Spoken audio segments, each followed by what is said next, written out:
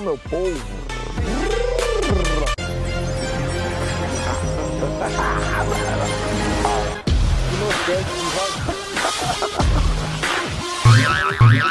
Quando se formou, ele descobriu que junto com ele o mercado estaria recebendo mais 450 arquitetos.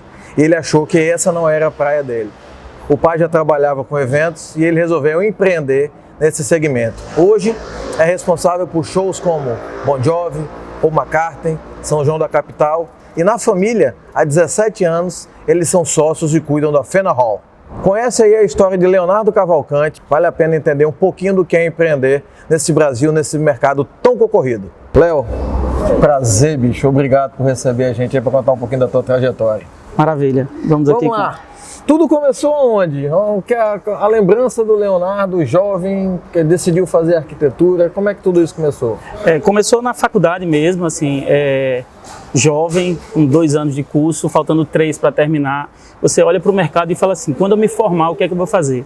A grande maioria dos jovens, eles vão pensar isso só no dia da formatura, naquele famoso brinde que todo mundo vai deixar. Eu já pensava nisso no 2º ano da faculdade.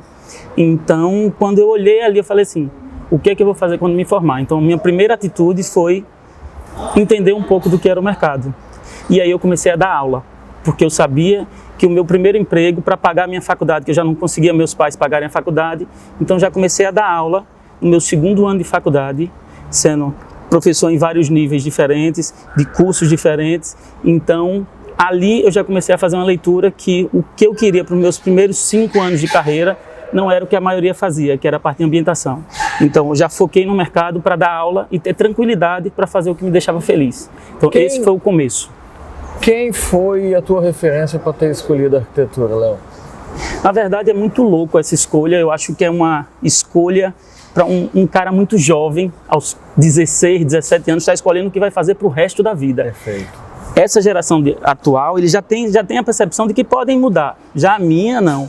Eu tinha que ter aquela decisão naquele momento, de assim, eu vou fazer a minha vida inteira isso. Eu sabia que era alguma coisa ligada à construção civil, porque eu gostava daquilo ali, e aí eu não sabia a diferença entre arquitetura e engenharia. Acabei que fui para arquitetura, que eu acho que foi a escolha correta, é o que eu queria fazer.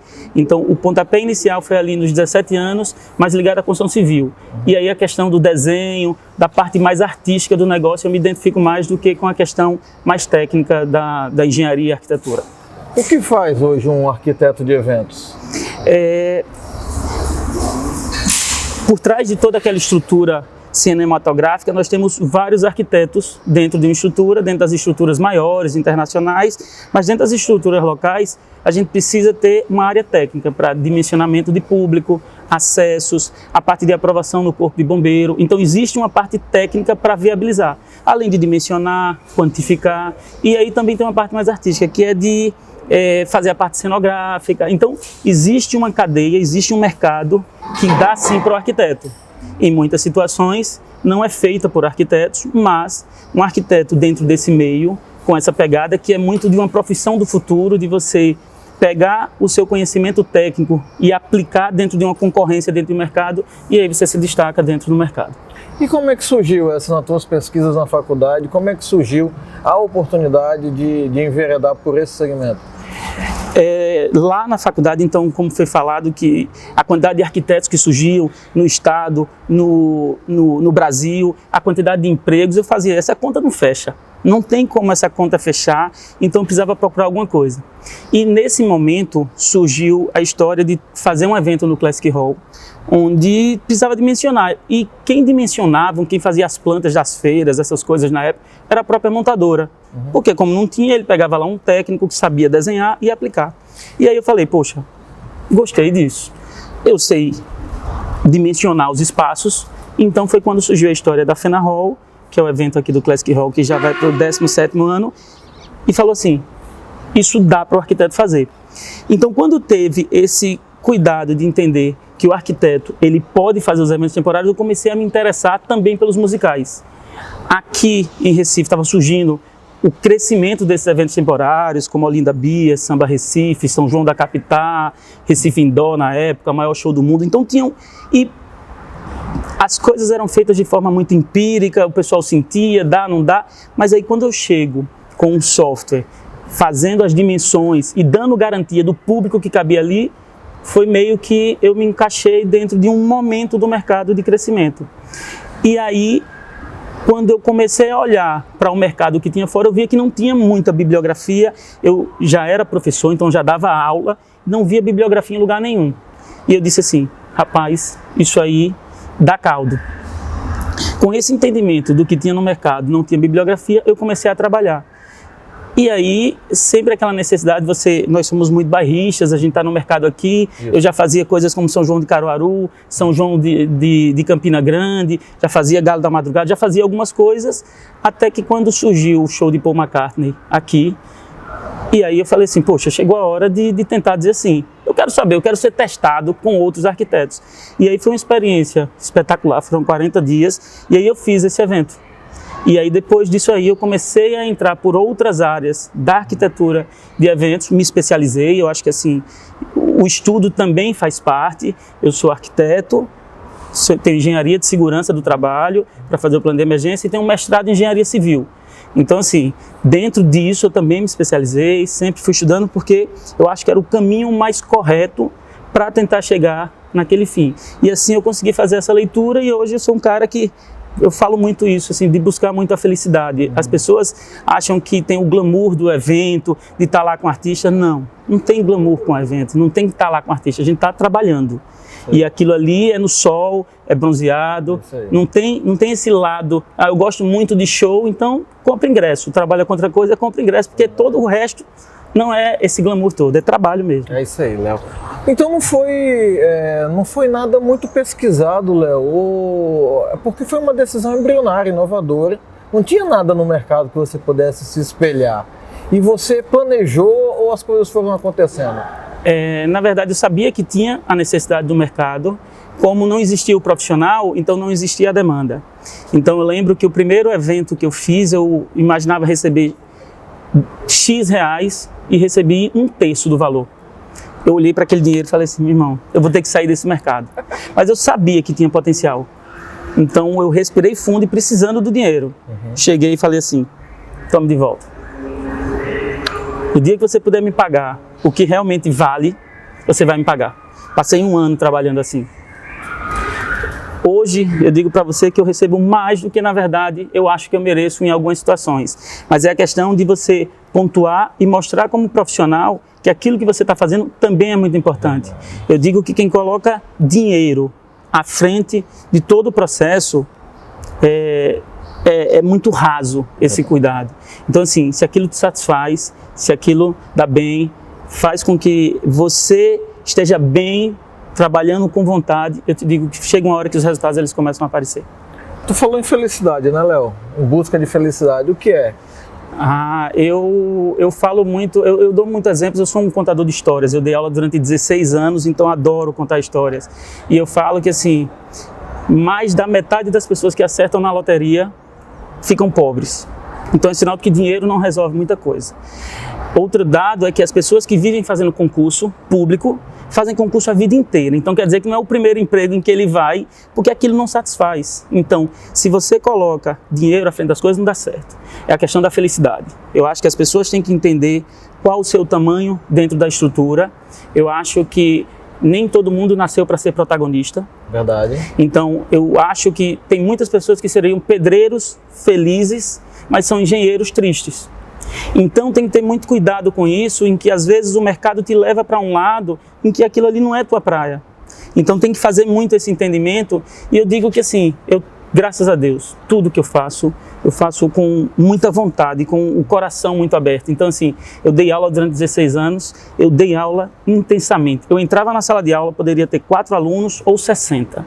Era assim, na verdade aquilo me satisfazia, aquilo me dava prazer. Eu estava ali na frente como um professor, não por situação, mas por vocação. Então, em todos os momentos, eu sempre fui muito atrás da questão da vocação.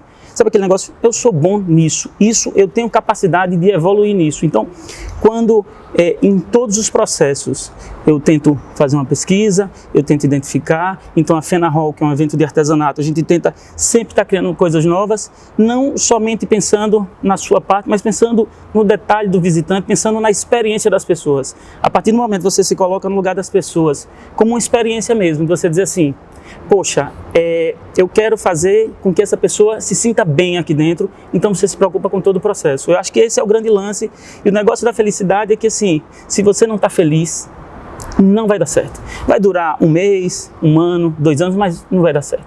Então, é você realmente colocar isso como um propósito e dizer assim, isso me satisfaz. Dinheiro precisa ser consequência, né? Total. Se você bota dinheiro à frente do processo, chega uma hora que ou você precisa de mais dinheiro, como se fosse uma droga, para você ter que trabalhar mais e trabalhar mais para consumir aquilo ali, ou simplesmente perde o interesse, e aí você começa a deixar as pessoas na mão. Eu acho que você colocar dinheiro à frente de tudo, lógico que a gente precisa de dinheiro para viver, lógico que a gente precisa de dinheiro para ter alguns luxos, e para isso o que eu faço eu jogo algumas vezes na loteria, porque eu penso no seguinte, isso o dinheiro me traria, então ele dá uma renovada nos sonhos, mas é o trabalho que me dá as realizações do dia a dia. Então é meio que a loteria dizendo assim, se eu ganhasse 180 milhões, dá para fazer tudo. E eu vejo que na verdade assim, eu já tenho muitas coisas que eu preciso para ser feliz. Eu acho que é isso que é bacana na vida. Coisas que o dinheiro não compra, né? Exatamente, exatamente. Como era o Leonardo professor? O Leonardo professor era um cara que só era compreendido quando os alunos ficavam mais velhos.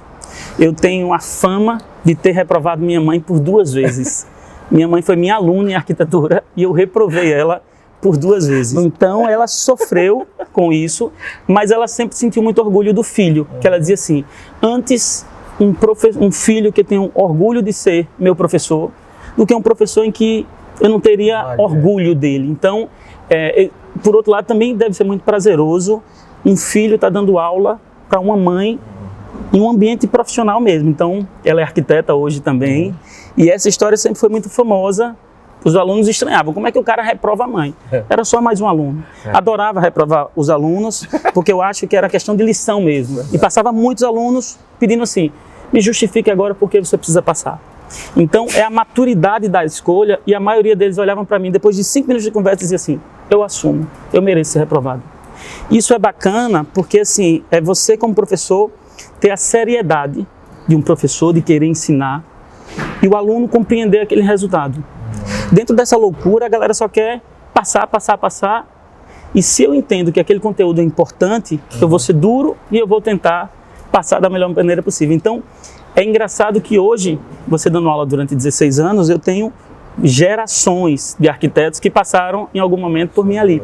E o quanto eles são gratos, e o quanto alguns falam, queria ter essa maturidade que eu tenho hoje, para naquele esporro, para naquela brincadeira, eu ter entendido. Então, eu sempre fui muito sério nas minhas coisas, as pessoas em alguns momentos, é engraçado que tem alguns mercados que me acham com a cara muito sisuda, assim, porque é meio que muito focado naquilo dali, mas um cara assim, que quando se abre, é capaz sim de mostrar um cara bacana, de mostrar uma pessoa que tem um intuito. Muitas pessoas falam, me chamam de professor, olha o professor, porque falam que eu converso tentando dar aula, mas é meio que mostrar para as pessoas o quanto é importante você não parar nunca, o quanto é importante você continuar estudando, continuar pesquisando e continuar querendo fazer o melhor. Eu acho que esse é o desafio. A gente vai continuar daqui a pouquinho com esse papo com o Leonardo Cavalcante. Muita coisa boa ainda para ele falar sobre empreendedorismo. Segura aí que a gente já volta.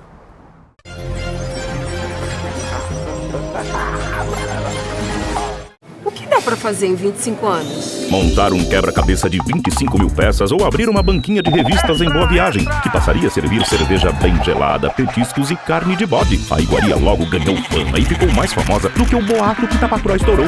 E assim a banca virou bar, depois restaurante, mas sem perder as raízes. Ufa! Ainda bem que transformaram a banquinha de revista em bar. Afinal, ninguém faz amigos fazendo palavras cruzadas. Entre amigos o pode. A vida fica melhor entre amigos. Se beber, não dirija. O colesterol alto é uma doença silenciosa que pode ser causada pelo uso excessivo de álcool e dietas ricas em açúcares e gorduras. É uma doença silenciosa que pode ocasionar ganho de peso, pode causar entupimento dos vasos sanguíneos, infarto ou levar à morte. Atividade física moderada e caminhadas podem reduzir o colesterol. Consuma mais frutas, vegetais e fibras.